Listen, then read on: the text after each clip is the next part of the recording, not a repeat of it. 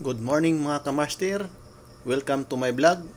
Isa namang panibagong nyo matutunan sa aking pagre-repair na itong washing nito na Camel. Ang problema nito is hindi makapaglaba yung may-ari kasi pag nilagyan ng tubig tumatagas kahit hindi pa nakadrain. So pagdating natin dito nakabukas na yung washing ni ma'am kasi nag-DIY sila.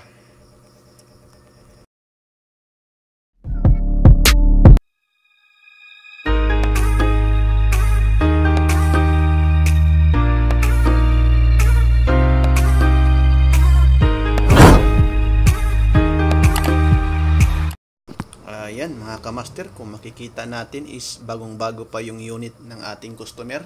So dyan tayo magre-repair. Sundan nyo lang kung paano to i-repair natin. Ayan.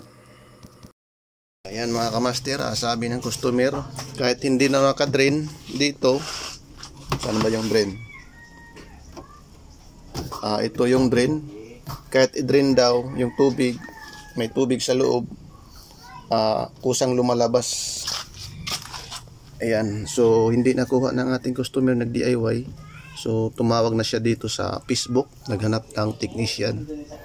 So may nag-recommend sa atin at nakita ko. So ayan, pinuntahan ko na agad kasi maglaba yung customer. Unang gagawin is nakaganyan to, mahirap ka magbukas. Ilagay mo dito sa soap. Yan, para yung ito lumuluwag, hindi ka mahirapan magpihit. Ganyan lang yan, no? Kaso matigas, so pakita ko lang mamaya kasi isa lang camera ko, ako lang mag-isa.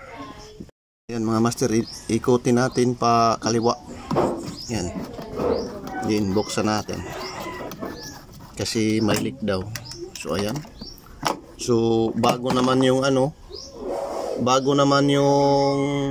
drain valve.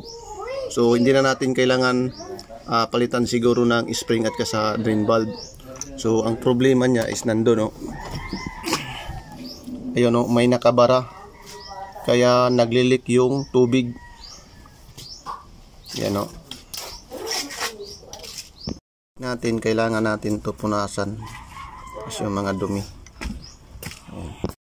Ayan, ibalik lang natin. Yan, nakabalik na. Din ganyan. Din ikot naman pa right o pa kanan. Ganyan. Yan.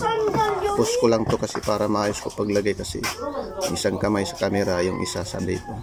Mga master, tapos na natin nagawa. So lagyan natin ng tubig kung tumatagas pa ba yung tubig doon sa may hose.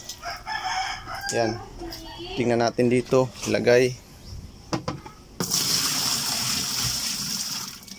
Yan. So ayan mga kamaster, hindi pa naka-drain. So tingnan natin yung hose kung ay tumatagas pa ba. Ayan, oh.